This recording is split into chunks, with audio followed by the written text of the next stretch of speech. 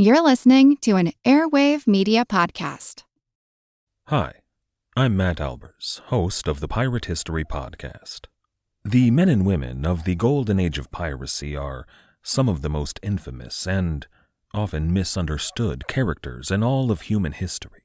You know their names: Anne Bonny, Henry Avery, Mary Read, Captain Kidd, Blackbeard. But do you know their stories, their real stories? Every week over on the Pirate History Podcast, we examine what made these pirates sail the high seas in search of plunder and adventure and revenge. If you'd like to hear the stories of the real men and women who went on the account and sailed under the black flag, join us on the Pirate History Podcast.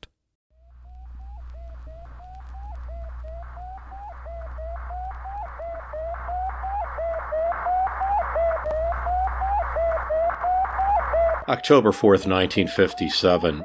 A tiny, beeping orb with protruding metal legs was all it was. Yet it terrified a nation, and it changed politics in a way that is still here today with one of the major issues of 2022.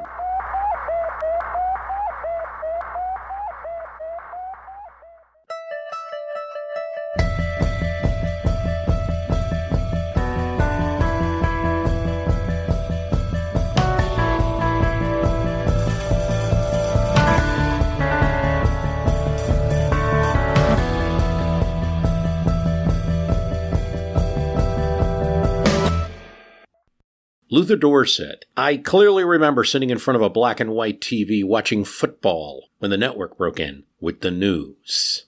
Another eyewitness was Sergei Khrushchev. Yes, his father led the Soviet Union at the time. His father was at a late reception in Kyiv, Ukraine, when the aides called him to the telephone.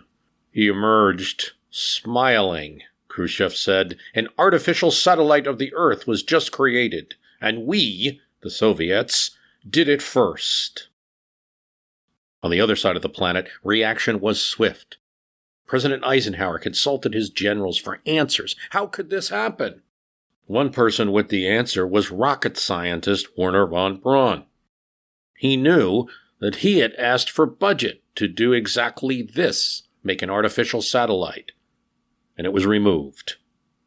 Now everyone was talking about this Russian orb. "Soon they'll be dropping bombs from outer space," said Lyndon Johnson, Senate Majority Leader at the time and a chief spokesperson for the Democratic Party. "Like kids dropping rocks from the freeway at the overpass." Now, it wasn't all shock and fear. It was also good politics. And I suspect Johnson knew it as much as other Democrats, showing the Eisenhower administration, led by a general, turning their strength into a weakness, showing that they were slow on the Russians, was a way of maybe turning the White House over. Eisenhower played it down publicly. His chief of staff, Sherman Adams, said, "We aren't interested in playing interstellar basketball." It's true, this Sputnik thing was pretty small. I saw a model of it once, and it struck me in the Air and Space Museum of the Smithsonian. I said, "Is that it? This little thing?" But people didn't know how much it could do or what they were going to do next.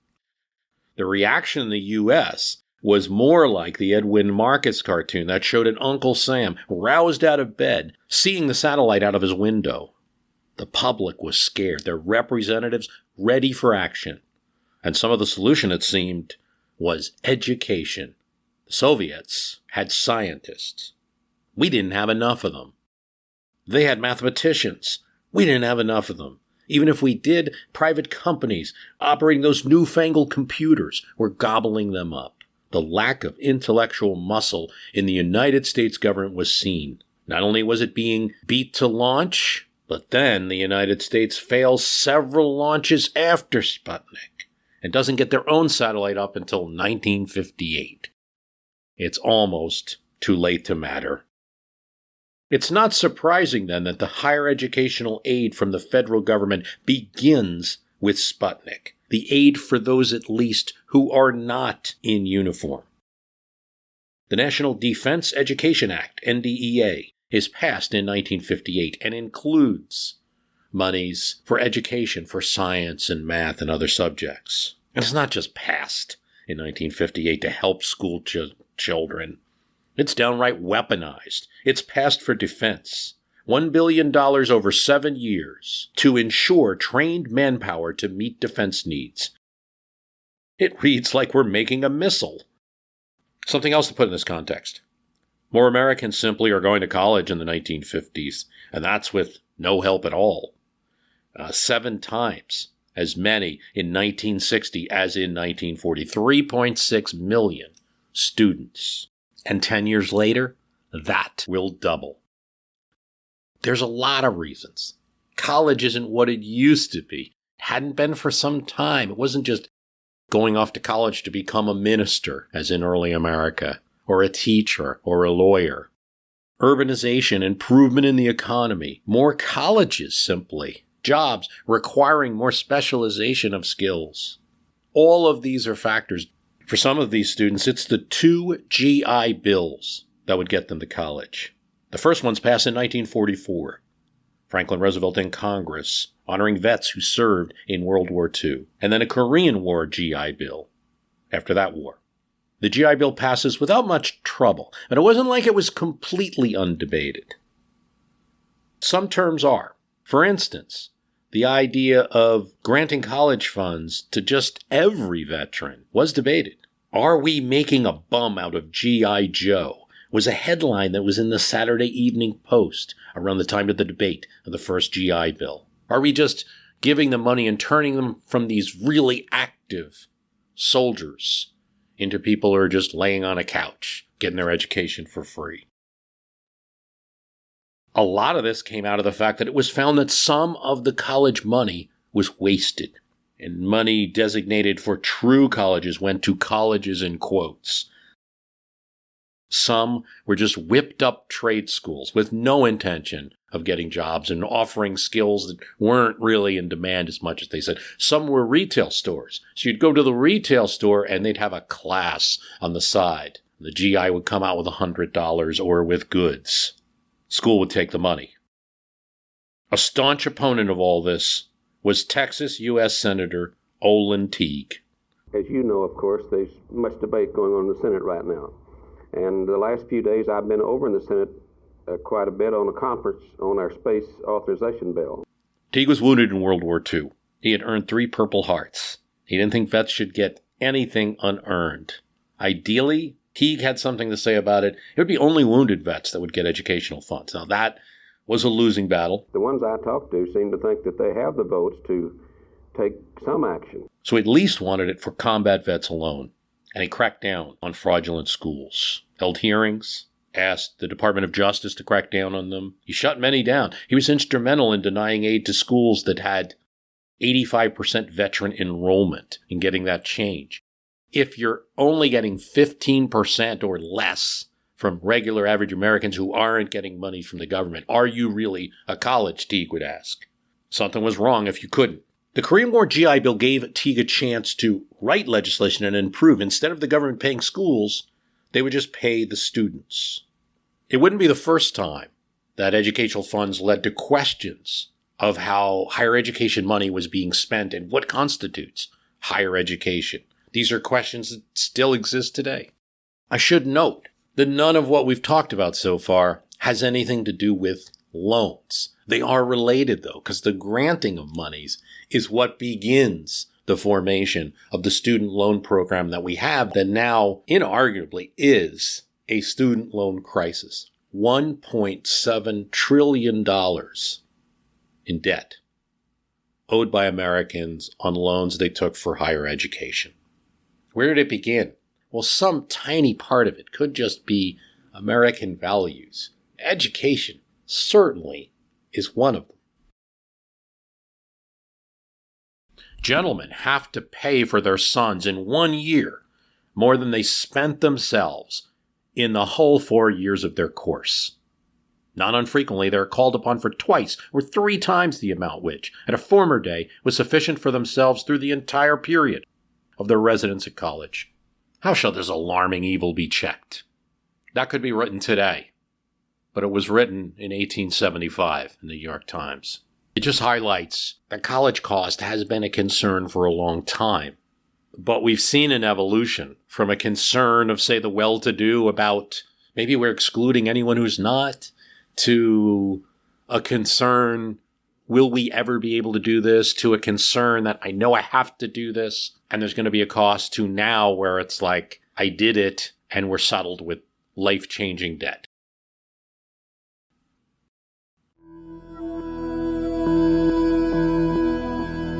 The man sits in the chair, gazing into the field, watching the students go to school. He is a man of bronze, sitting in pilgrim clothes, a book in his right hand, his left hand held by his side, his cloak open, and a diligent stare, one open to learning and education through his eyes.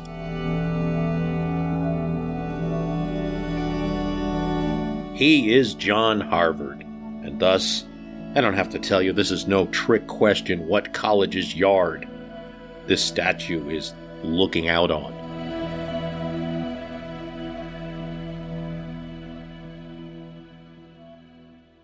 Except to say this, it's not really John Harvard. It's the representation of what John Harvard might have looked like, according to the statue builder, Daniel Chester French. French, or no one, knew. There's no picture of John Harvard, no painting, nor description, really.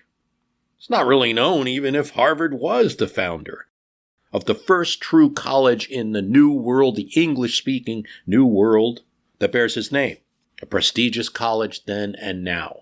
French, in the absence of a visage, decided to pick someone from an old Massachusetts family, figuring that his face would reveal some features of his ancestors, and he settled on Sherman Hoare, a student who would later be a Democratic congressman who sat in a chair and was willing to model. It didn't hurt that Hoare's father, Ebenezer Hoare, was on the governing committee of Harvard. John Harvard may or may not be a founder. All that's really known is he bequeathed money. He had lived in the Massachusetts Bay Colony and bequeathed money when he died, as well as 400 books to get this university going. So in 1639, the college was named after him. For good luck, tourists who see the John Harvard statue touch his toe. I don't know why. 8 presidents would go to the school named after him. John Adams, John's son Quincy, Rutherford B. Hayes, Theodore Roosevelt, Franklin Roosevelt, John F. Kennedy, George W. Bush, and Barack Obama. Harvard is the oldest college, but 60 years later, Virginia would build its own very prestigious school, the College of William and Mary. Then you'd see others, St. John's in Maryland, Yale in 1701, first as a theology school, then offering humanities. Ben Franklin and others would get together the University of Pennsylvania in 1755. Delaware was already founded, known as the Free School. Princeton, Augusta, now called Washington and Lee, Dartmouth, Dickinson, Georgetown, eventually Columbia, University of North Carolina, Chapel Hill, all of these would be constructed. And it should not be surprising in a country that was founded on self-reliance, that learning would be a priority, that resisted getting knowledge just through doctrinal means. You have to read and understand and be able to think. I want to avoid just saying Protestant values, right? Because there's other religions that really value education. You have that whole Jesuit tradition. You have many religions. But in the beginning, that's what you have principally in America. And there's a real fear of being anything less than able to think on your feet, read the Bible, read other things, write, communicate to others. So there's a push for colleges. There's a connection between these colleges and leadership of the nation, too. A somewhat frightened 15-year-old John Adams goes to Harvard in 1751. He doesn't have that John Harvard statue to comfort him. He's a little nervous. He's been sponsored by his town. They put together money to help this not so well-to-do member of the Adams family. His local tutor was supposed to go with him, but he took ill that day. Adams was very anxious. He nearly, by his own account, turned around and stayed home. But he's not going to shame his family. He goes alone to Harvard and greets the lead faculty and the college president on his first day. He's immediately given a passage of Latin to translate and goes through it nervously. Good Lord. There's Latin words that he doesn't remember. Is he going to flunk his first test? When the president of Harvard takes young John Adams by the hand and directs him to the college library, there is a Latin dictionary there. He's allowed to use it. His translation and his other work at Harvard is excellent. John Adams is offered the opportunity to speak, and in this, he earns a role as a teacher. People notice him and hire him as a teacher.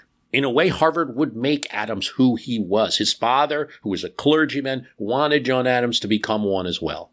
Adams wanted to be a lawyer, and Harvard gave him that chance. The money that he made from being a teacher gave him the legal tuition that he would never have gotten from his family. For his co-patriot, Thomas Jefferson, he, at 17 years old, went to the College of William and Mary, conducted his learning there. As a student, he meets the governor of Virginia. He starts to get interested in Virginia politics. Later, Jefferson would go on to found a college of his own, the University of Virginia. He's very involved in this. His design for it called it an academical village. Professors would live around a lawn, students in between the professors. A rotunda library would be part of this, a paradise of academic exchange, all with a view of the mountains. Indeed, the framers, the early Americans who had a role in starting the country and the first presidents were very involved with colleges. It can't be incidental. George Washington donates a large amount to Augusta University, and he seeks to found a national university. He buys a lot in Washington, D.C., with his own funds, specifically for the purpose of his dream for a national university where people all over the nation can come to one place. From New England, from the South, to one university where they can become upstanding Americans. James Madison goes to Princeton, Hamilton to Columbia, where he draws upon that student body to form an artillery company. It goes on. American presidents favoring education. Lincoln's significant domestic achievement, if you take away the Civil War and the Union cause, and if you take away the Transcontinental Railroad. His significant act was the Morrill Act, where the federal governments gave the states land. That land could be sold or simply used by the states for the purpose of founding universities, really colleges at that time. And generally, they're agricultural colleges, improving agricultural growth and technologies, mechanical colleges, teachers' colleges, things like that. Here's what they're not, which was the most present type of college at that time. They're not theological colleges. They're not colleges based on a particular religion. If you go to Cornell, if you go to Clemson, if you go to Nebraska, University of Nebraska, Washington State, you're going to a Morrill Act college. Rutgers, New Jersey, Iowa State, University of Wisconsin, University of Missouri. Justin Smith Morrill, congressman from Vermont, pushes this legislation.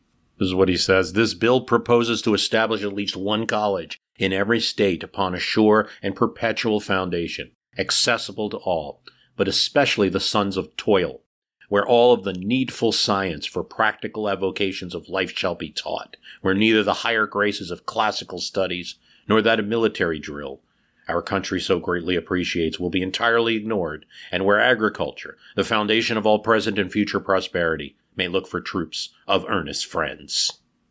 At least 106 colleges are created with the Morrill Act, and a second act in 1890 is going to create 19 black colleges and universities. Lincoln supports this, signs it, supports it. Woodrow Wilson makes his career in academia before the presidency. Graduates Princeton in 1879, becomes a professor, and then the college president. By the time he does, America has 1,000 colleges, turn of the century. His is one of the tops, especially a choice for Southerners going north for education like James Madison did. And Wilson, not unlike Jefferson, is interested in not just what the students learn, but also where the students sit, eat, and live. He surely does care about what they learn. He feels Princeton's education is too general too loose when he was a student there. Pick a major, for God's sakes. All of this wandering around academically. He proposes a staggering $12 million plan for Princeton, 25 times the school's budget. He gets the board of directors to approve it. He wants to double the faculty and have the students live in quads. Freshman, sophomore, junior, senior, all of Princeton's students mixed, and they would eat together, live together. This would create a wholesome spirit he found wanting in Princeton's current system, which had eating clubs that you had to be approved for membership in. So cliquish. Such a waste of time, too, with students thinking about getting approved to eating clubs instead of just, I suppose, eating and learning. Distracting and counterproductive, he said. Wilson didn't get his quads. He did get the faculty, he did get the change in majors, but alumni didn't like the plan to lose the eating clubs, and the board of directors' support was taken away. Among the reasons the future president didn't get his quad system was what a former president did. Grover Cleveland, member of the board of directors, not a Princeton man, but a member of the board of directors. He didn't want to rattle the alumni, and no surprise, Cleveland thought the whole spending was a little bit high. Woodrow Wilson didn't make out so badly. As it turned out, he might not got his plan for president of Princeton, but he reckoned that the trustees of the university, in their sagacity, were among those to kick me upstairs to the governorship and then to the presidency. 70 years later, Princeton did build a college, something like what Wilson wanted, with 6 dorms and an eating center. It was named after Woodrow Wilson. Because of Wilson's racist views, his name was removed in 2020. Where students sit and live and eat was a presidential concern then, at least 2 presidents, and not all unrelated to the student loan debate that's going on now, as we'll get into. But before we spoil the idea too much, let's talk about this. The ideal is not incidental to learning where people are. At least Jefferson thought so, and Wilson thought so. That's what might have been on the minds of Boston University in 1990 when they created a new thing, the Superdorm. A glass and steel tower, a sleek yuppie condo, the New York Times called it. It cost $100,000 for every student then living in it. Private bedrooms, each with a fridge. Why, Mr. Carlson had to bring his own tiny mini fridge with him to his dorm to store his soda pop. Not to be undone by Boston. MIT built one as well. New York University built a $95 million, 16-tower building east of Union Square Park in New York City. It's large, and I was once in it. I had a friend who was an RA there. It contained a dance studio, a gym. Parents want to know that their kids are cared for, the architect said. Of course they do, but they have to pay for it as well. Someone pays for campus living. Now, maybe it's only the students who choose to live on campus, so you can save by not living on campus. That's mostly true, though tuition bills, as we'll get into, are rarely that transparent. Monies can be spread. Things like staff and infrastructure can be spread along. But it is true that only those who live on campus get a housing fee. That is certainly true. It's also true that student housing, having students live there, and more students choosing to live on campus in America than the American past, and in America versus other countries, say Canada, say France, is a contributor to the student loan growth. Has been, will be. The College Board says 50% of a student's cost is housing. But back to the presidents. Education, including higher education, was not a small thing to them. They were all involved. John Quincy Adams pledged $25,000 of his own fortune, millions today, to the concept of a national university. That national university that George Washington died before being able to complete. He also gave it space in 3 of his State of the Unions, then only written, not delivered in front of Congress. Yet Congress didn't respond to his messages. It was never built. The National University was seen as elitist, unconstitutional, perhaps, consolidationist, everything wrong for the Republic. One place in the capital city that all the elites would go to and what? Stay there? No. Plus, it would deprive all these wonderful local colleges we're now building of their place. And it would be just a source of favoritism. Are these national university graduates going to get all the jobs? It never happened. The first great lesson which the college graduate must learn is the lesson of work rather than criticism. Criticism is necessary and useful. It's often indispensable, but it can never take the place of action. The doer of deeds counts in the battle of life. Surprise, surprise, that's Theodore Roosevelt. And he didn't like that aspect of college life, all the eliteness that it could produce. The softness, maybe. But he liked Harvard. He liked his college. He liked the people there. He built networks there. Some of his Rough Riders came from there. Some of the people in his administration were from Harvard. And he parried the blows of those who took aim as college people entering politics. There were a lot of people who thought politics wasn't good for college men. Educational institutions, if they are to do their best work, must keep in touch with the life of the nation at the present day. That's what he thought was important yet. Theodore Roosevelt was not ready yet to fund education from the U.S. Treasury. That would evolve later. It takes a while for the association of college with the normal things of American life. It's still pretty extraordinary at this point. You don't see it, for instance, extensively as part of, say, the New Deal. We're just trying to feed ourselves in the Great Depression. We're coming out of World War II.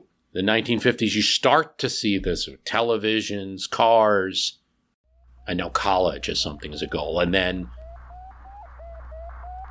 Sputnik. By the 1960s, an Ohio governor, John Rhodes, was promising a college 30 miles from any household in Ohio. He's a Republican.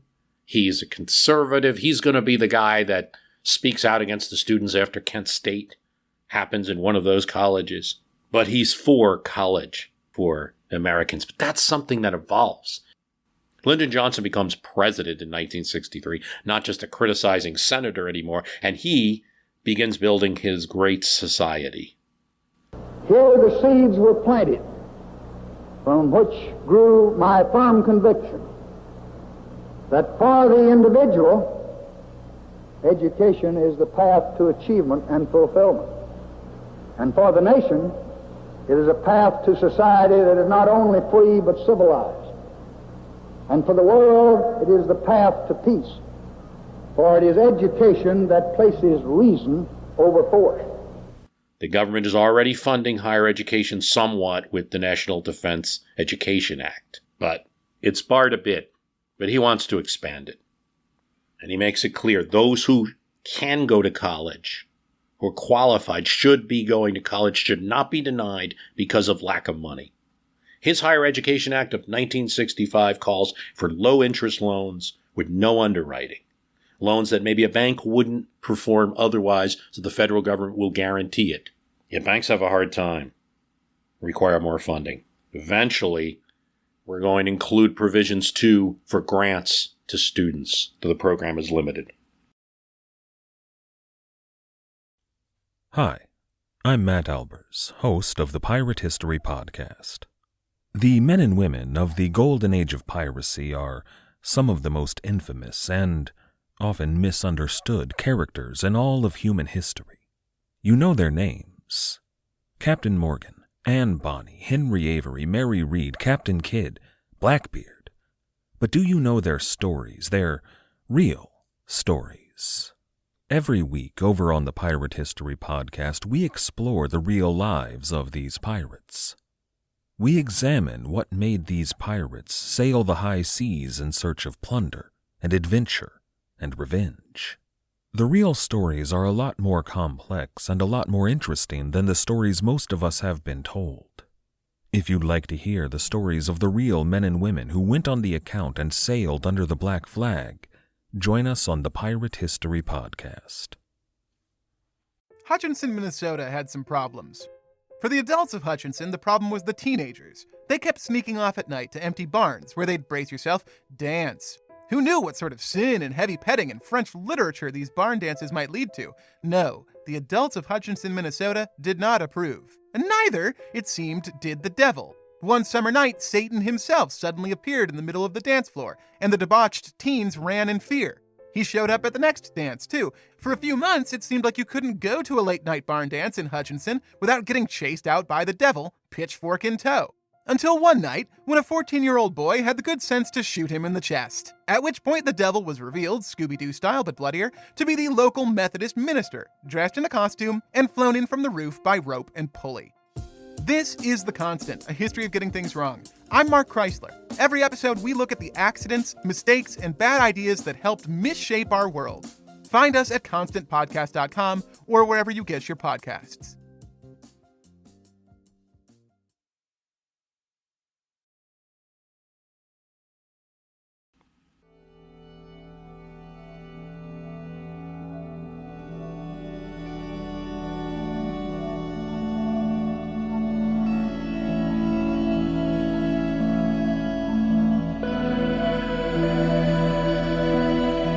A man in a Brooks Brothers tweed gets off the bus. He goes in a neighborhood that one might consider, of his ilk, not so nice, and walks around. Few would realize that he is a senator.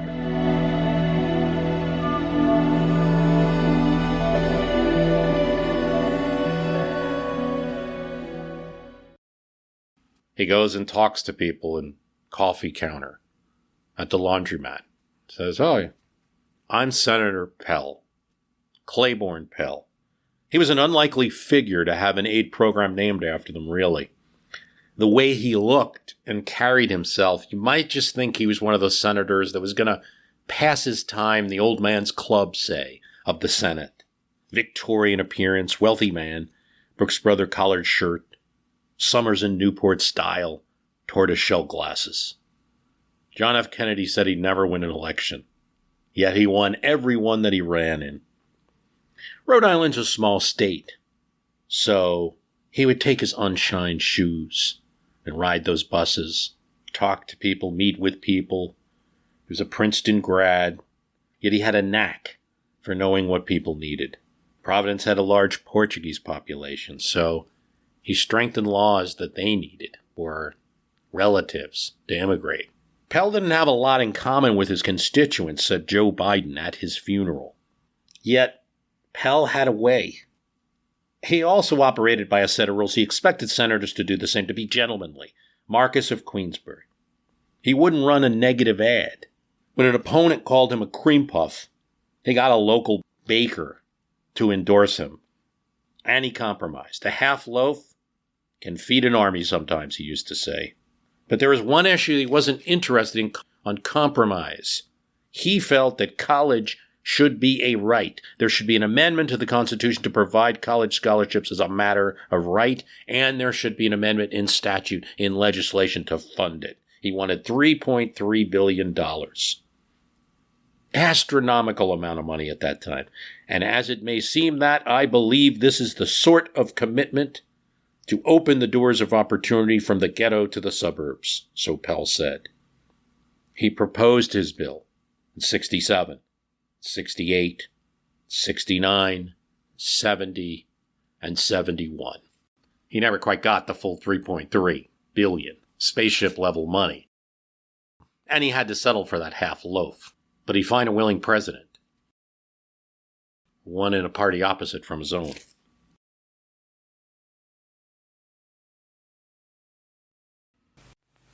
Richard Nixon takes over from Lyndon Johnson as president in 1969. His focus is what we now identify as cultural politics, style, especially around anything having to do with the South or Southerners, winning over Southerners, now converting the GOP Southern strategy. He's not an out-to-get-the-great society type guy. In fact, Nixon always describes himself liberal on health care.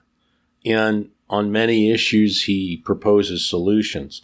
He'll drop the phrasing of the Great Society, and he'll attack any excesses.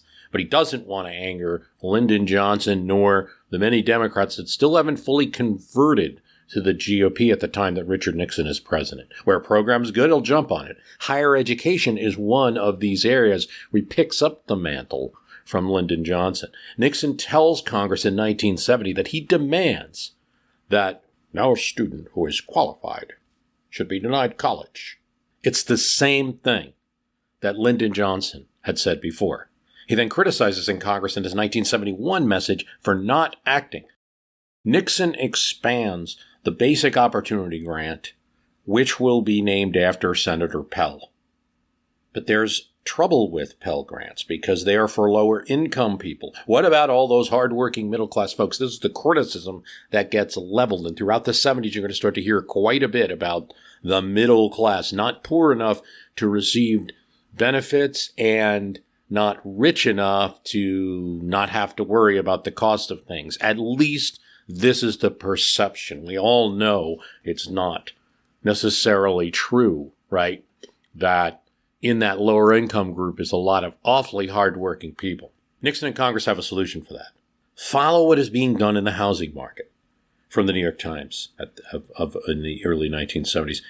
At the heart of the president's plan is a proposed device aimed at increasing by more than $1 billion in the first year and considerably more thereafter the funding available for college students. This student loan association would be financed by the sale of stock to foundations, colleges, and financial institutions. Now, that is going to be Nixon's solution and the Congress at this time, not wanting to fund everything, not having the kind of finances to just provide every student in America a grant, comes up with this device. It's worked in housing to increase home ownership greatly.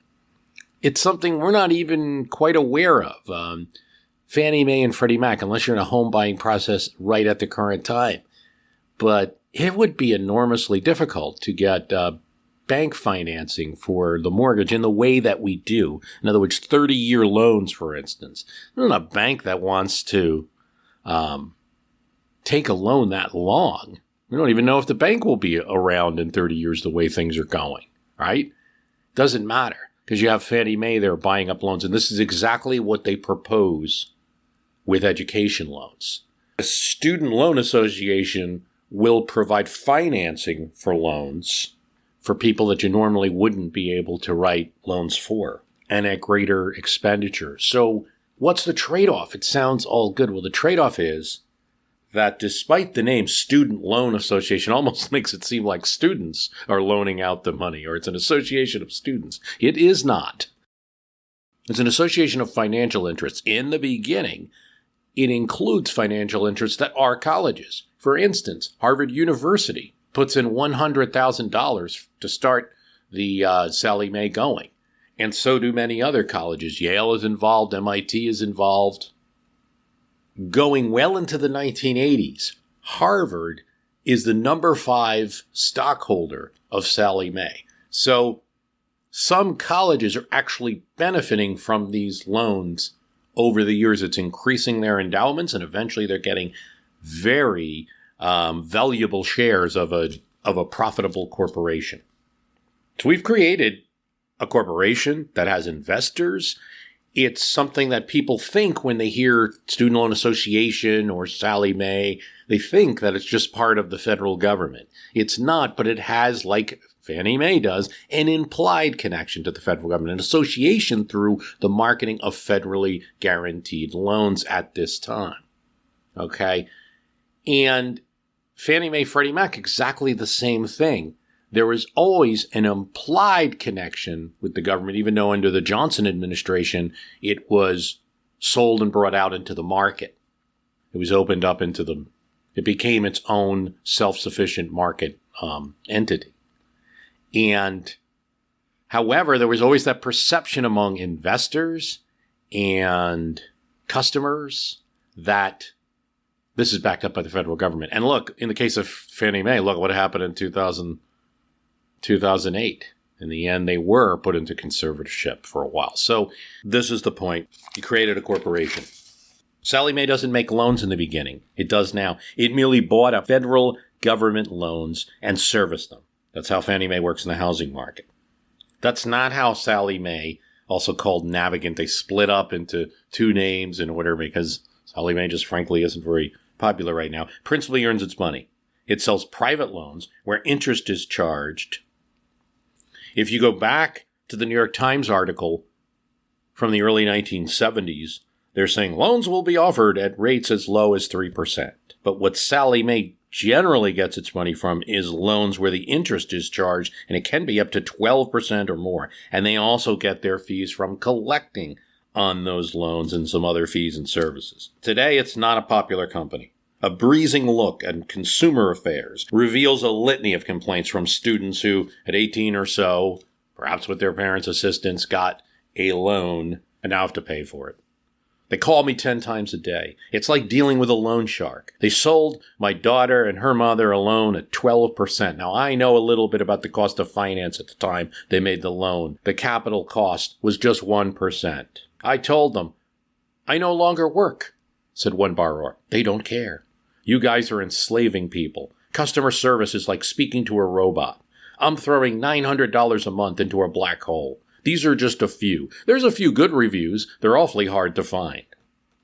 Also controversial. Sallie Mae is a corporation. Therefore, it can, as corporations can, donate in politics, and it's very politically active. In almost every year, 2020 was a little bit of an exception. They donated. They're not huge amounts. You're talking about like $5,000 donations to various PACs. They do add up when some of the same people are behind PACs. In 2020, they were almost equal between Democrats and Republicans. That's a rare year for Sallie Mae. Generally, they're donating to Republicans. The type of Democrats they're donating to would be, first of all, it's a Delaware corporation, and Chris Coons is their senator. They donate to Chris Coons and various PACs that he runs. Kristen Sinema, John Tester, where he was in Montana. So a little bit more conservative Democrats, and they donate to a lot of Republicans. You may raise a question about that. If you're a quasi-government agency, why are you donating in politics? They're going to say, like any American corporation will say, the Citizen United decision, we can donate, and we have interests. And these are Republicans and Democrats who are putting forward the interest of having Sallie Mae financing student loans.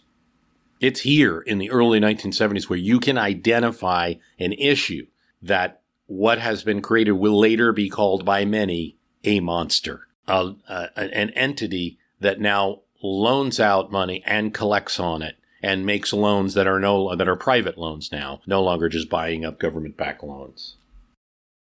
So the student loan debate is going on. You see Biden with a proposal to perhaps remove as much as $10,000 in student loan debt. I'd predict he'd probably go higher if he does it at all. We'll see about that. Before we get to that, it's useful to see some of the steps from Sallie Mae's creation to now. And the current president is actually, because of his long time in American politics, is by no means a bystander in student loans. It's not his fault. I think that would be overly reductive. There was a little bit of talk about that in the 2020 primary, that how could you nominate Biden because he created the student loan problem. I think that goes way too far. It's a cosmic problem, really, with a lot of parts to it that we're going to get into, involving funding mechanisms, costs, the bucket of educational services, so many things. But yet he's not a bystander, the current president, Joe Biden. When he arrives as a beaming youngster into the Senate, a surprise win from a Republican state of Delaware at that time, this problem is live. And there's actually a new problem that's being noticed. Student defaults. Baby boomers, essentially, taking loans and then not paying. It's not an overwhelming amount. It's actually higher now. It's about 18% at the time. A congressional committee will find. It's about 25 now. But there's a difference.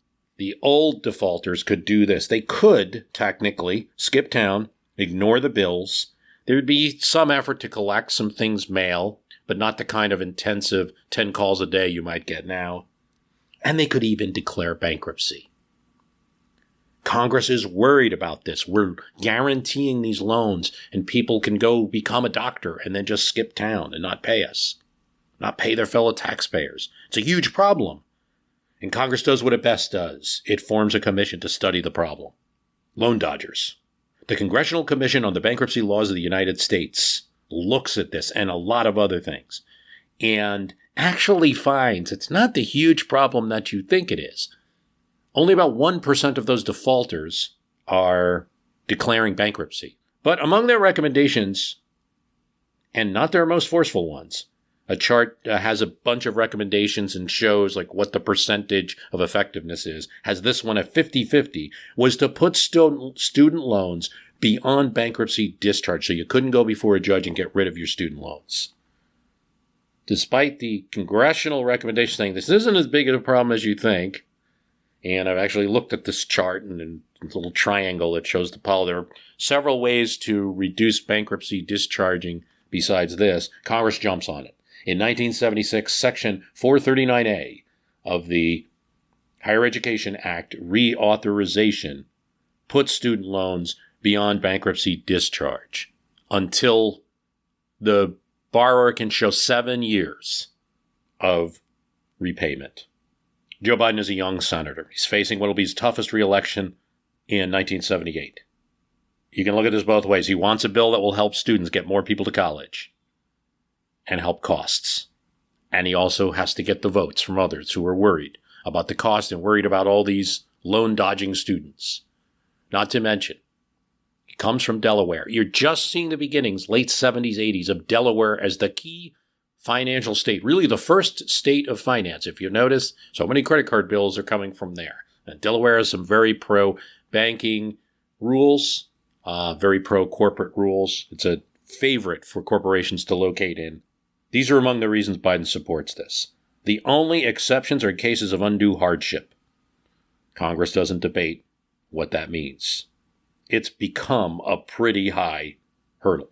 Really, disability or taking care of a disabled dependent is where it remains today. So it's not Biden alone that passes this. This is the Congress overwhelmingly removing this. It's then codified in the Bankruptcy Reform Act of 1978, in the bankruptcy laws, putting student loans into the bankruptcy code. In August 79, it's expanded to any type of government-backed educational loan. In 1984, it includes vocational schools.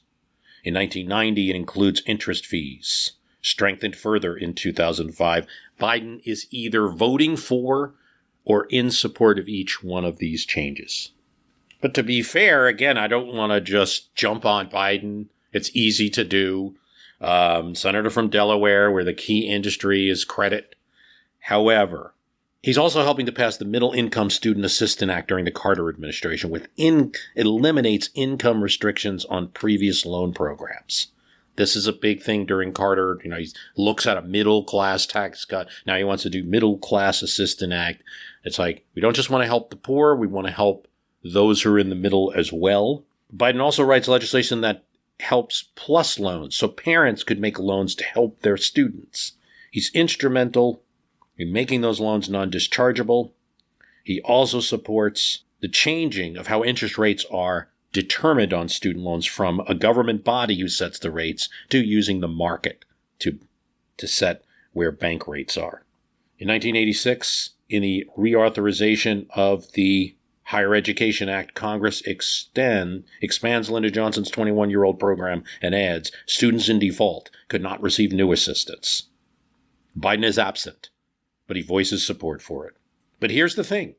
Biden and others who enacted all of these programs that required a lot of compromise are increasing a social good. More people are going to college who couldn't afford it. And it also is increasing a social problem. Growth in loans is 10 times between 77 and 89. There's another side to all this, of course. If now Americans are saddled with debt, $1.7 trillion, and that's because of greed. In the past, they weren't so much because of frugality. They were not spending for college. So yeah, no loans, but also no college, no education, no societal benefits, no income benefits. More students go to college now than did when Sallie Mae was created. But indeed, it's an issue. 45 million Americans owe student loans. 1.7 trillion, 60% of all students. 77% of African-American students will have loans. People with kids denying their kids education funds because of their own loans. People in their 60s paying off student debt. You're hearing these stories. Average of 39,000. 1 in 7 over 50,000. And it holds back the economy. There's been studies demonstrating the effect on home ownership, on starting a new business. It's the largest debt of any save mortgages. Larger than any credit card debt or any kind of consumer debt. 325 organizations, states attorney generals, American Federation of Teachers, the NAACP, Public Citizen, all are urging President Biden to do something about the problem. According to polls, so do most Americans. The student loan issue is popular despite some of the criticism that you might be giving a handout.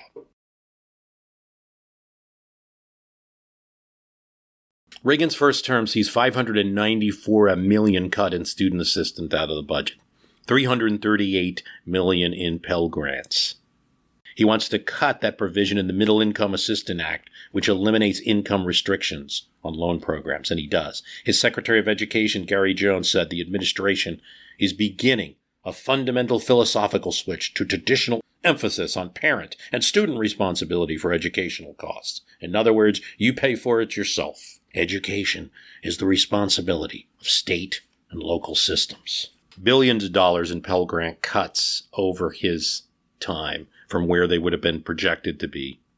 Guaranteed student loans are only for those making less than $30,000, about $100,000 today. 60% of those attending MIT cannot qualify for guaranteed student loans, to put that in perspective. He throws out red meat while he's doing it. There are families earning $100,000 getting government grants and loans. Marlon Fitzwater, the president's spokesperson afterwards, when asked by a reporter, cannot confirm where this data came from of these families, but he throws it out.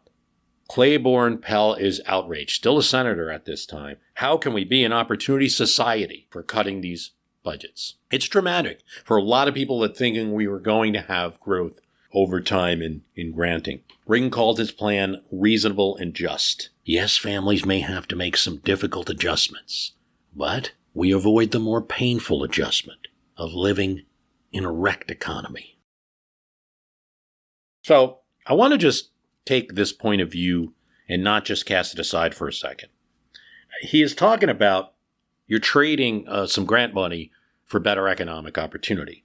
So to be fair, with room and board in his time, it cost $10,000 to go to college.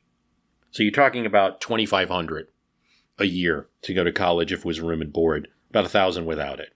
GDP grows 6% in his first term. Median income was going up 7.3%. So your average $25,000 salary in a family becomes, say, $27,000 or $30,000 during his term because of the improved economy. If your student's going to college, take it out of that economic performance that I gave you. Now, of course, so that's the logic. But of course, this assumes that you agree that it's his policies that caused it, and it's also, you agree that you couldn't do both, like we did, say, during another economic boom, during the late Clinton administration, where Pell Grants were increased and the economy grew. Indeed, there's a little bit of a mea culpa, a little bit, on domestic spending in the Reagan second term. When they start to realize that these drastic cuts, they're not getting the economic juice that they thought necessarily out of them, that they can tie it to them.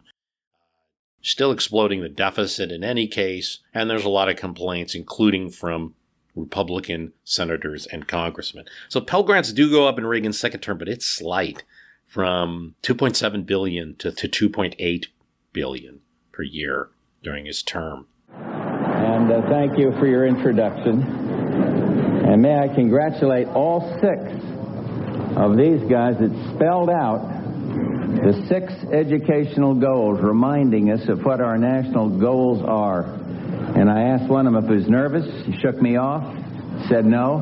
I don't believe him, but he did a first-class job, all of them, every one of them.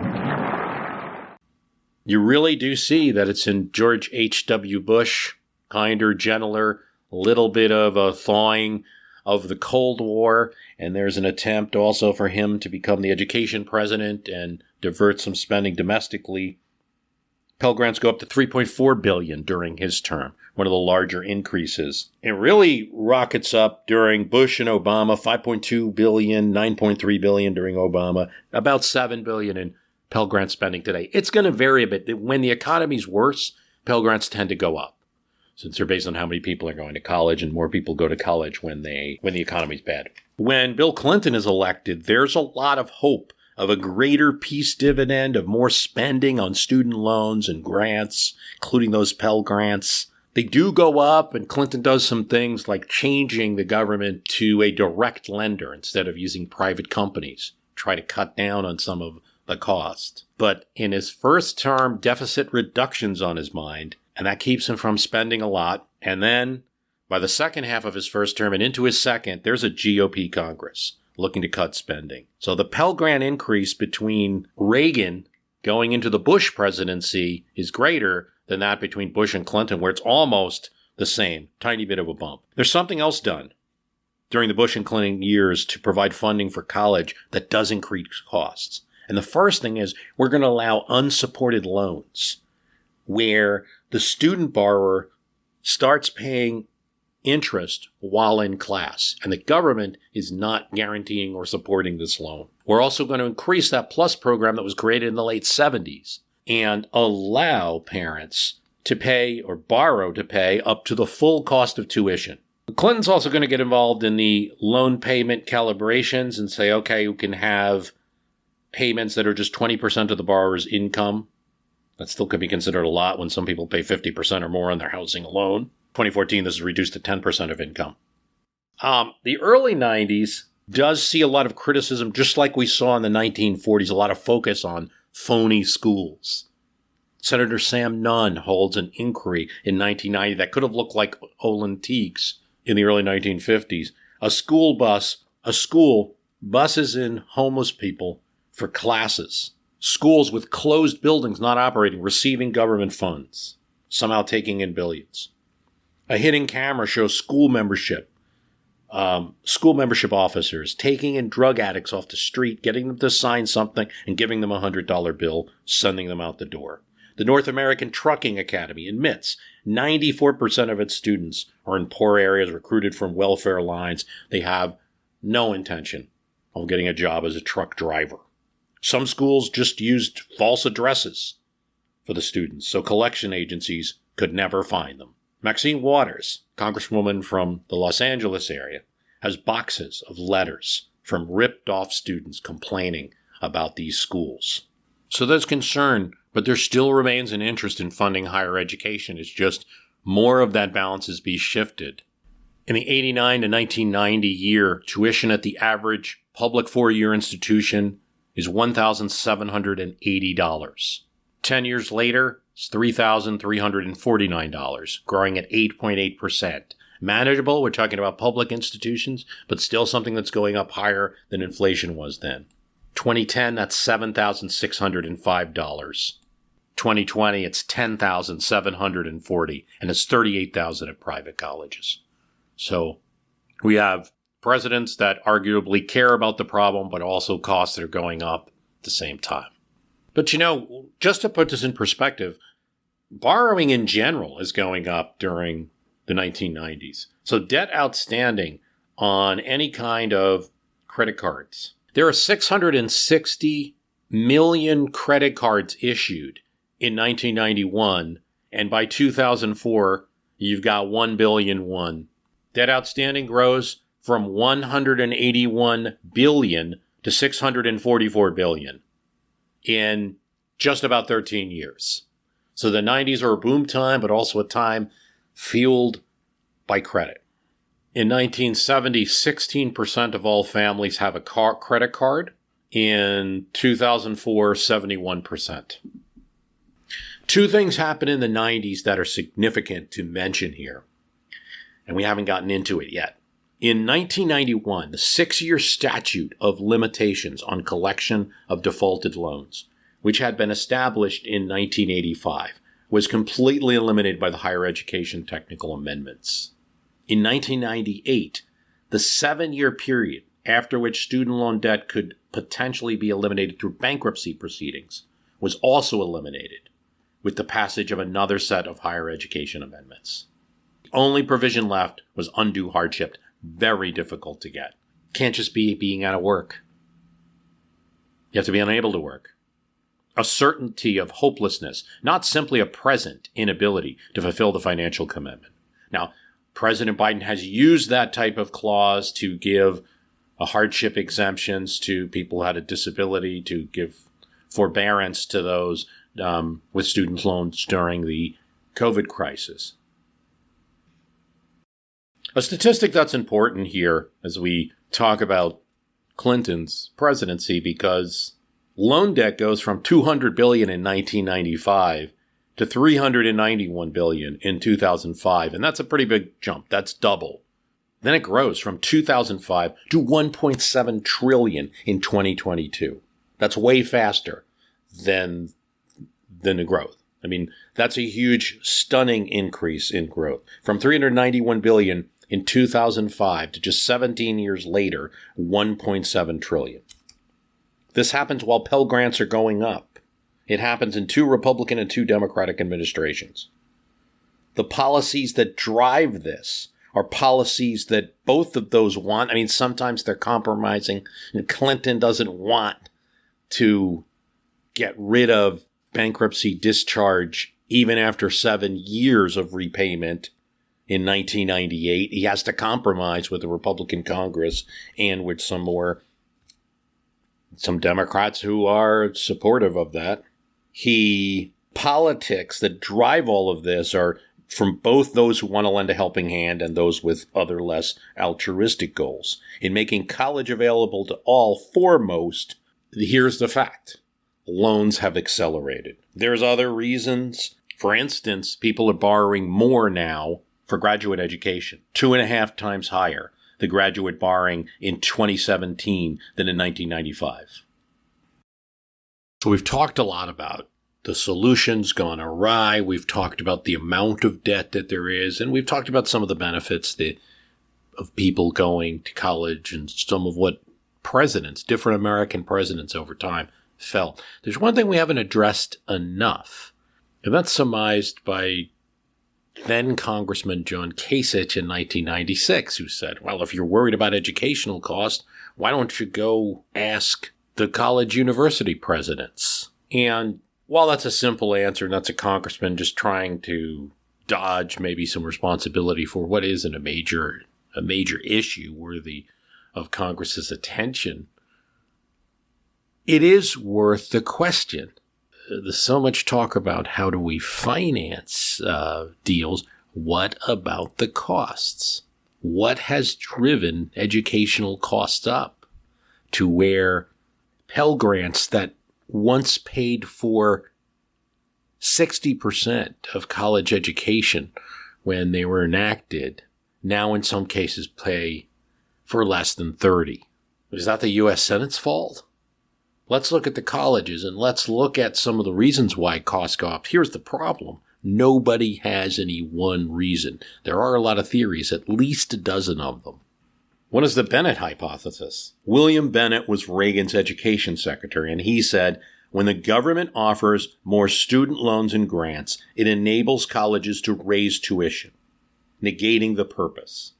And I want to stop there, and I want to say, kind of with Bennett on a kind of gut level, it seems to have a lot of common sense appeal.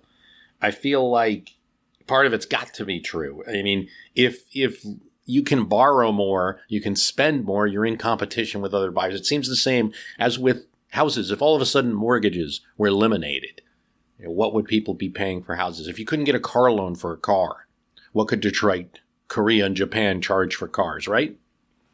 Okay. Now, it was a 1987 in a New York Times op-ed that's gotten a lot of play, this Bennett Hypothesis, and it was self-serving. He was part of an administration that wasn't increasing grants as much as people wanted. So throwing out a stat like that. And here's the thing, though. He doesn't have any evidence for it when he states it. So we'll get into that. There's some other theories, not just Bennett's hypothesis. You have the state disinvestment theory. In other words, states have been cutting funding, so the cost of college has to go up. Bigger perception theory. Students as customers theories. Fringe costs theories. No gatekeeper theory. And the cost of college drives the cost of college theory. We'll talk about all these things. Start with that Bennett hypothesis. The more you grant or the more you loan out, the more costs go up. Makes a lot of common sense, but it's been difficult to prove. The Federal Reserve did a study that found it to be true, but other researchers questioned how they isolated grants as a factor versus many other factors forcing college up. And dozens of studies have shown the opposite. Grants are not a factor or even drive costs down. Certainly costs go up without them. Costs go up in years where there aren't many grants. Other studies show that grants may reduce college tuition, but just by a low amount. Rizzo and Ehrenberg's study found that for every $1,000 increase in grants, you drive tuition down just $222. So again, it's the opposite of what Bennett is saying, but there's still an element of his overall point might be made. A study by the Federal Reserve Bank of New York in 2015, revised again in 2017, used 3 different data sets to conduct a study. They looked at what colleges and universities had high and low shares of students borrowing at the maximum amounts allowed under the federal student loan program. They then examined how schools in each group adjusted tuition following a rare increase in that maximum. They used a differences in differences statistical technique to isolate the effect that the change in borrowing limits had on tuition. If higher loan amounts drive up tuition, schools with high shares of students already borrowing at the maximum should have seen larger tuition increases. They concluded that colleges increased tuition between 15 and 60 cents for every dollar in increase in borrowing. And that Federal Reserve Bank is probably the key supportive study of the Bennett Hypothesis. But the New York Fed looked at sticker price, what colleges say they charge, and not net price, what students actually pay after financial aid. Far more students at private colleges get financial aid from their college from the government, 67% according to the College Board. So while colleges are increasing prices, they are also increasing discounts to make students feel like they were getting a good deal. College discount rates also increased during the time that the New York Fed researchers are looking at, and they might have found different results if they used net price. According to Donald Heller, a dean at the College of Education at Michigan State University, who studied this issue. Other studies say the National Center for Education Statistics in 2001, no association between increases in federal grants or loans. 2003, For Whom the Bell Tolls, Larry D. Single, Joe A. Stone. This study found the most selective private universities raised tuition by much greater factor than Pell Grants increased. Public universities did not increase their tuition that much at all. At least this must be true. With all of this loaning, if you took away all of this borrowing for college, who could pay these costs? I mean, are there that many people that would be able to borrow from relatives? It might increase that type of borrowing. It might increase the kind of cash that parents were stashing away instead of spending it on other things, I suppose, but I just can't see it. How about all those administrators colleges are hiring? Between 1993 and 2009, college administrators' positions increased by 60%. Salaries of university presidents, according to one study, was $4,786 in 2013 and goes up 5% per year. Some of them make as many, some of them make over $1 million.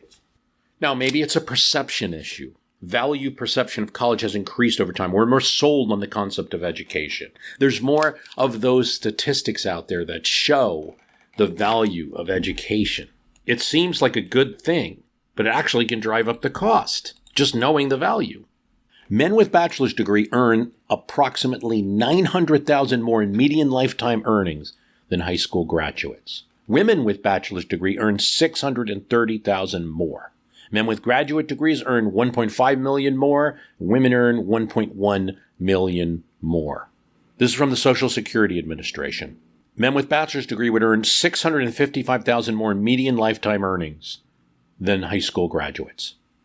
Women with bachelor's degrees would earn $450,000 more in median lifetime earnings than high school graduates. You could look at all other things. I mean, we're not even speaking for a moment.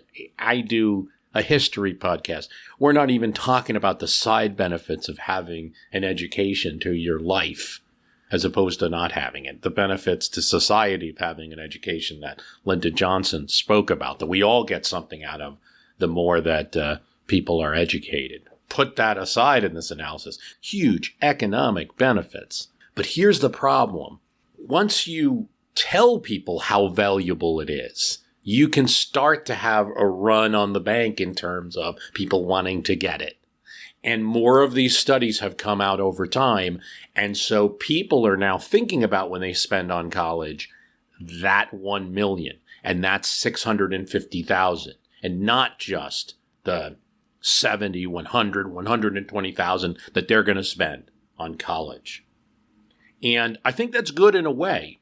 I think that's good. It's good not to have a short-sighted decision. But even though those stats are good, saying you're going to earn $1 million, that $1 million is not handed to you in cash. It's going to come over a lifetime. And they are innumerable stories of people making over $100,000, living paycheck to paycheck.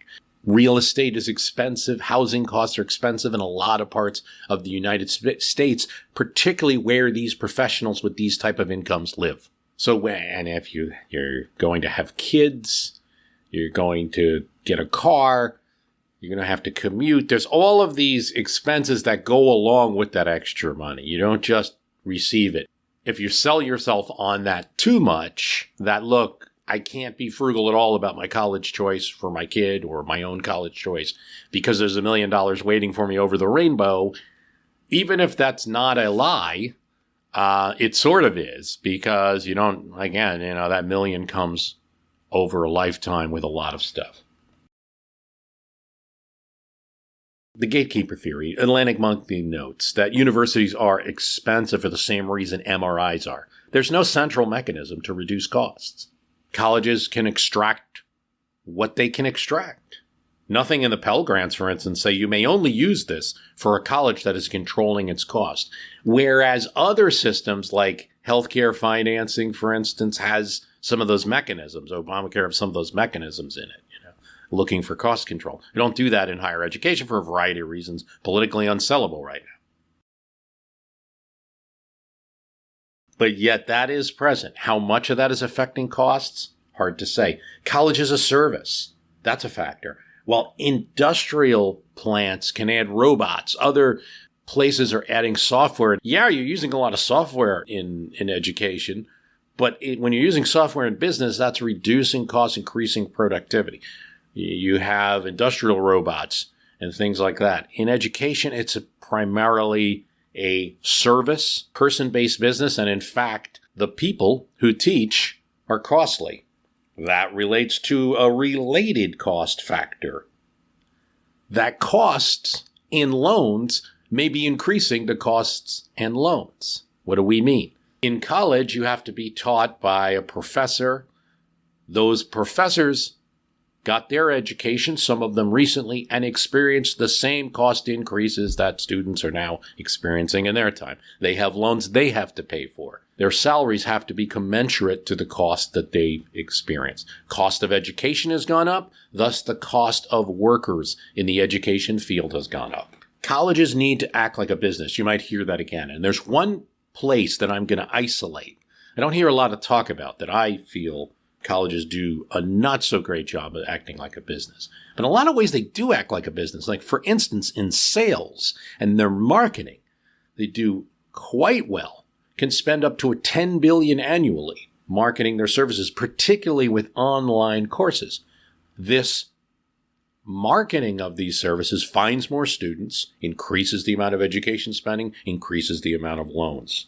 They also pay commissions. They can pay as much as 30% of a tuition on, say, an online course that may not cost the college as much. What about states cutting that higher education aid? We talked about that. People have tried to isolate that as a factor. It seems to be a small factor, but in some states, they've actually increased spending, and college costs have still gone up. A look at Indiana, for instance, from 2008 to 2018, found that state spending went up 31% on higher education, but costs went up 16%, according to a 2019 Center on Budget and Budget Policies Priorities report. And state cutbacks may have made state colleges more entrepreneurial. So again, acting like a business. Well, when colleges act like a business, one of the things they do is force out state students, try to bring in more students from out of state. Now, that's going to drive up costs in other ways. But first of all, their tuition is more, sometimes 3 times the size in state. Also, if you're going to attract someone from out of state, you've got to have a lot of the fringe benefits now associated with your college. But one critical way that schools do not act like a business is this. They do not tend to specialize, not in the way that American businesses do. All right, Coca-Cola makes soda. It can also expand into iced tea, expand into water. I mean, maybe some light food items. These are all kind of stretches that brands make. It's all in focus. It does not make cars. But colleges, even if they are known for something, tend to offer every major, or most of them. They do not specialize, not nearly enough. Specialization would allow them to cut costs. It would allow them to only compete for professors in the field that they are the specialty at. And it would allow them to focus materials purchases, buildings, just to service the area that they are good at. Be known for that and not offer everything. There's little desire to do this, little talk about even doing this. Alumni want their offspring often to go to the same college. The offspring may have a different idea of what they want to do. Colleges want to attract a lot of students, and students have varied interests. So they all set themselves up as offering everything. That is probably not sustainable, but it's going to be. What about all those philosophy majors, driving up costs because people are taking philosophy courses, or graduating and not getting a job, or humanities? Well, business is the number one major at the most popular colleges, the colleges that are the least selective, where most people go. Business is the number one major. Science, technology, engineering, all rate high up there in terms of majors. You do have some humanities. You do have psychology being an increased major. This is my least favorite reason for college costs or college loans going up, because people are getting degrees that they can't get a job. I have seen, humanities majors succeed in a lot of what business is communication. That's the most. You're going to have to talk to, you have to get on that phone with the customer that's not happy. You're going to have to talk to the employees that are disgruntled. You're going to have to write something. You're going to have to relate with other departments what you're doing. Even if you're in a tech job, you're going to have to communicate with other departments about what you're doing and how it impacts them. A lot of it is, humanities are variable. I remember working for a boss that was a philosophy major, and he's gone on to run all sorts of companies and departments and things like that. I don't buy that one. I'll leave it there. I'll leave it there with this.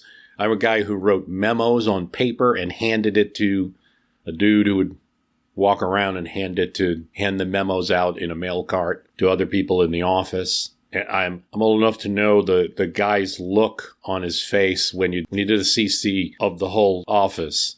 He didn't like it very much because you'd have to deliver. I want to see that. And then with the invention of email, I should say the invention of email happens in the 70s, but the coming of email in mid-90s or so saw that change. Writing became only more important, not less important. Sure, you don't want to sit there and write essays to people. That's bad. But learning how to communicate is essential. I don't really see that argument at all. I don't like to rule out arguments, with me as the judge, but that one I will. Here's something else. And again, going back to this kind of perceived value point, 65% of jobs require a 4-year degree. So some of this problem isn't in the academic sector at all. It's in the private sector. There's a requirement to have the 4-year degree, so the cost of a 4-year degree, the demand for a 4-year degree goes up. If businesses looked more at associate's degrees, if they looked more at people who didn't have a degree for certain functions, and some are being forced to in this labor shortage. The Business Roundtable has a multiple pathways program to encourage businesses to look at people who have either a 2-year degree or no degree. A survey by the Burning Glass Institute found that 51% of jobs required a 4-year degree in 2017. That went down to 44% in 2021. 2/3 of workers do not have a 4-year college degree. if you keep making that the requirement. So some of this is cultural, right? Because are all those businesses in every HR department, and really in every CEO's desk, do they really think that they really need that 4-year requirement, that they couldn't get a benefit from a 2-year degree, say? I think not. I think it's happening more cultural. It's accepted this is what we do. And HR people screening will screen out those that don't have that requirement. And those are things that we probably could take by the horns if we were so inclined to do so. And it's definitely a factor driving the cost up. Finally, we have to get into all the extra cost, fees, clubs, new buildings, arms races between colleges to build new dorms and new buildings.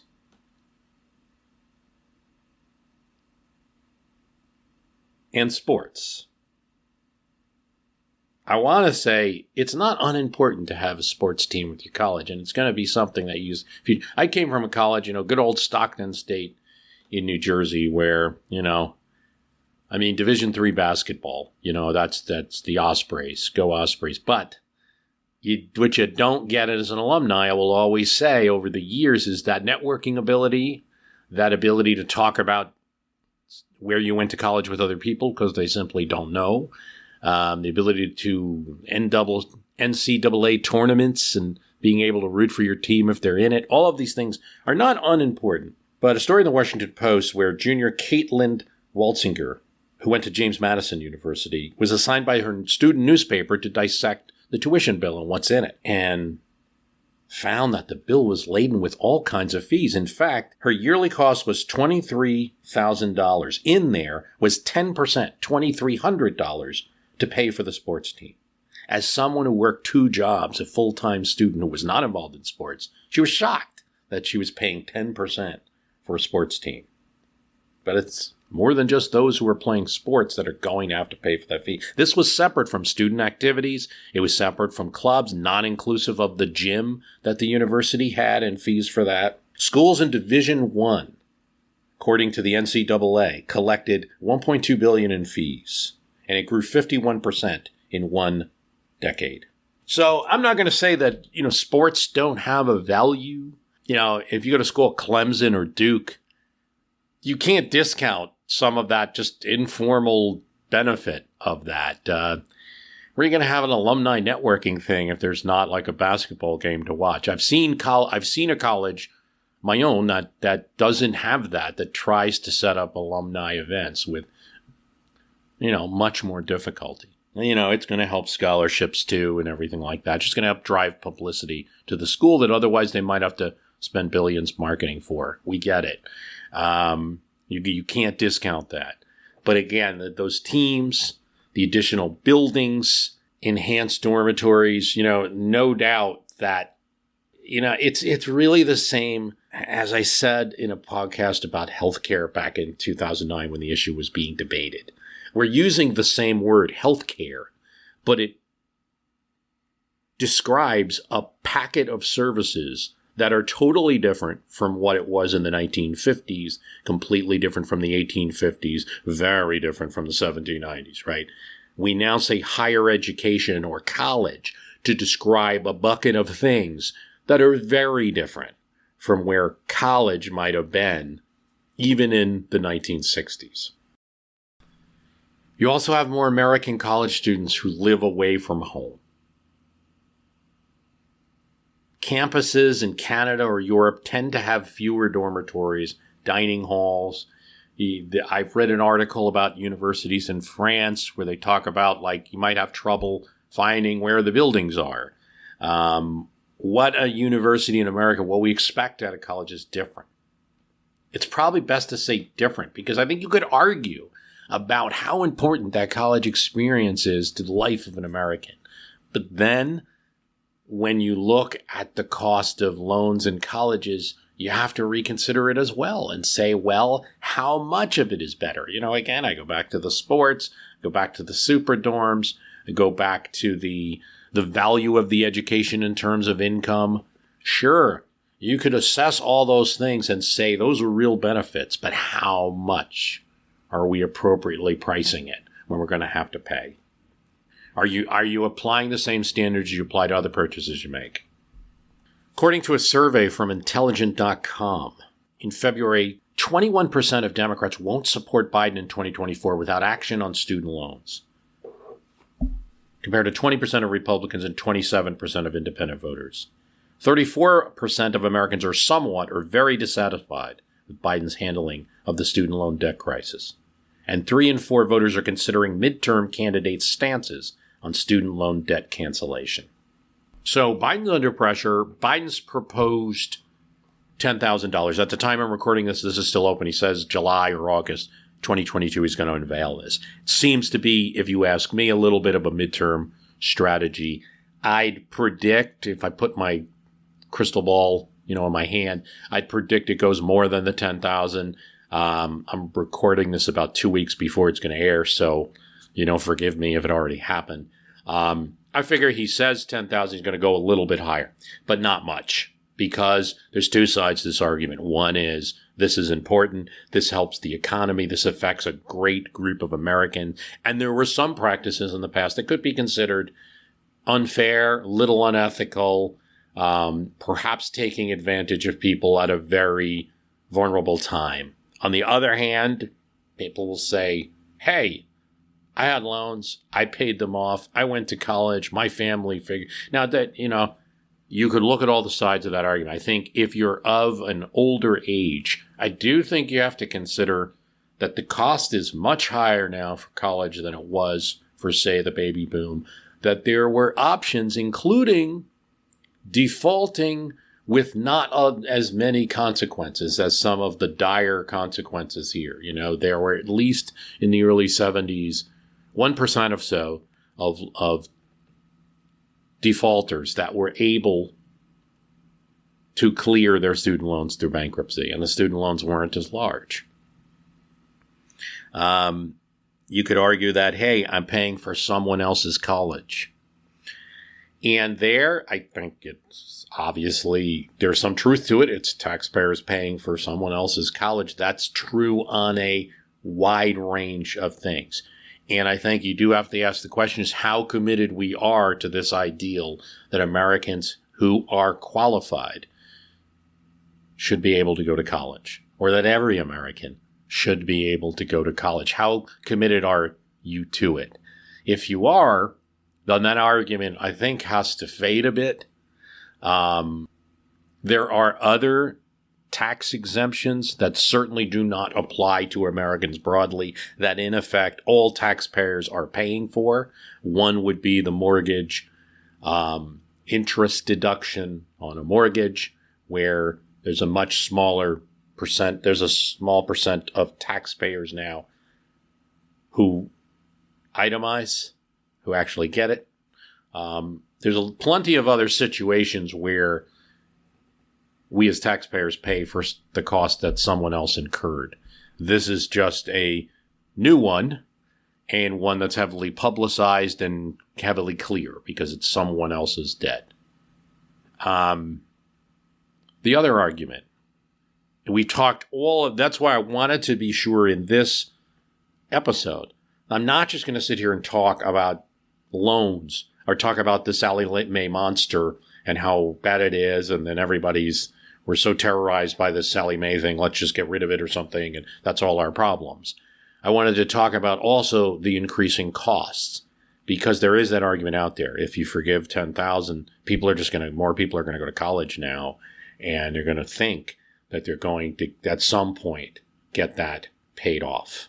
I don't think that's a very good assumption to make, but we probably didn't think that there would be so many stimulus checks over the past 25 years or so than what we've gotten, right? It's highly unusual for the government to just write its citizens a check, but now it's happened. So what history, I think, adds here is that there's a near universal cutting across party lines and cutting across from relatively ancient presidents to modern ones, a desire that more Americans have access to higher education. We've succeeded, but maybe we took the fast track in merely encouraging loans versus grants and or doing anything about educational costs at a policy level. I'm sure you have opinions about it too. Would love to hear them. I'm at Twitter at myhist, MYHIST. The website is www.myhistorycanbeatupyourpolitics.com. Got scores of episodes on that site, hundreds of episodes on the Apple Podcast site. If you go to visit us on Apple Podcasts or any other service, please subscribe to the podcast. And if you do like the program, tell someone about it on your blog, tell about it on Twitter. Give us a shout out. It really helps. I want to thank you for listening.